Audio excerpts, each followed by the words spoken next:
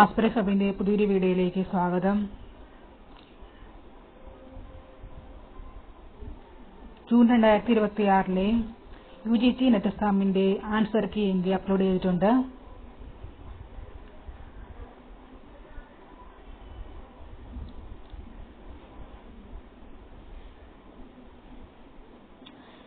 എൺപത്തിനാല് സബ്ജക്റ്റിന്റെ answer key ആണ് India upload ചെയ്തിരിക്കുന്നത്.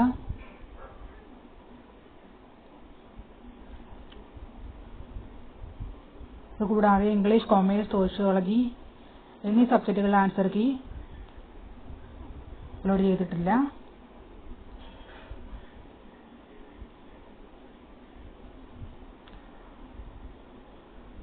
ക്വസ്റ്റ്യൻ പേപ്പർ ലീക്ക് ആയത് കാരണം ഈ എക്സാമിന് ചിലപ്പോൾ ചാൻസ് ഉണ്ടായിരിക്കും. അതിനെപ്പറ്റിയുള്ള കമ്മിറ്റി തീരുമാനങ്ങൾ പിന്നീട് അപ്ഡേറ്റ് ചെയ്യുന്നതായിരിക്കും.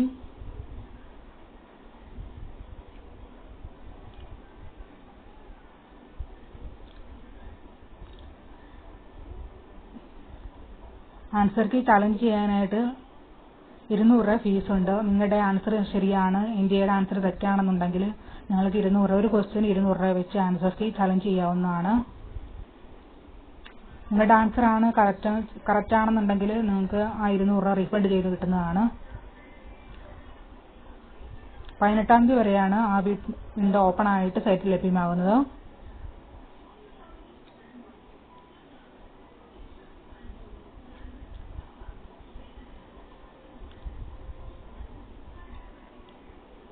സൈറ്റിന്റെ ലിങ്ക് ഡിസ്ക്രിപ്ഷനിൽ കൊടുത്തിട്ടുണ്ട്. നിങ്ങൾ കറക്റ്റായിട്ട് ഡീറ്റെയിൽസ് എൻ്റർ ചെയ്ത് ലോഗിൻ ചെയ്ത് ആൻസർ കീ ഡൗൺലോഡ് ചെയ്യുക. പ്രധാനമായിട്ട് ഒരു കാര്യം, ഫസ്റ്റ് ടൈം മാത്രമേ നിങ്ങൾക്ക് ലോഗിൻ ചെയ്യാൻ സാധിക്കുകയുള്ളൂ. ഒന്നിൽ കൂടുതൽ ടൈം ലോഗിൻ ചെയ്യേണ്ടി വന്നാൽ സൈറ്റ് ബ്ലോക്ക് ആവുന്നതാണ്.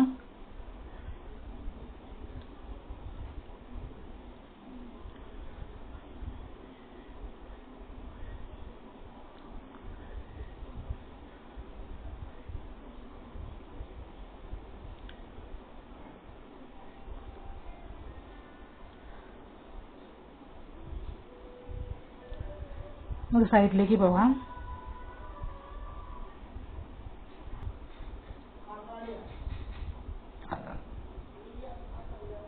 ഇതാണ് ഇന്ത്യയുടെ സൈറ്റ്. ഇവിടെ നിങ്ങളുടെ ആപ്ലിക്കേഷൻ നമ്പർ എൻ്റർ ചെയ്ത് കൊടുക്കുക, പാസ്വേഡ് എൻ്റർ ചെയ്ത് കൊടുക്കുക, ക്യാപ്ച എൻ്റർ ചെയ്ത് കൊടുക്കുക, എന്നിട്ട് ലോഗിൻ ചെയ്യുക.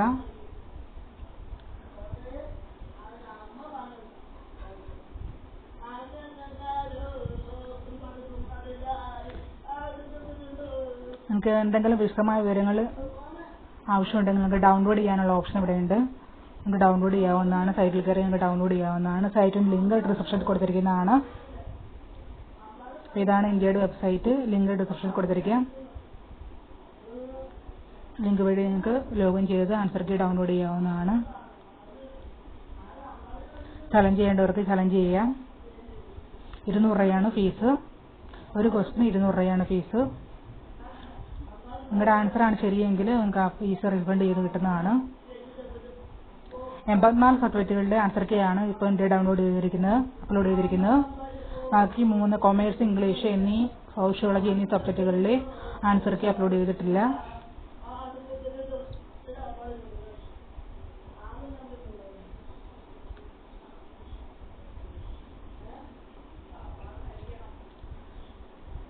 നിങ്ങൾക്ക് എന്തെങ്കിലും സംശയം ഉണ്ടെങ്കിൽ കമൻറ്റ് ബോക്സിൽ കമൻറ്റ് ചെയ്യാവുന്നതാണ്.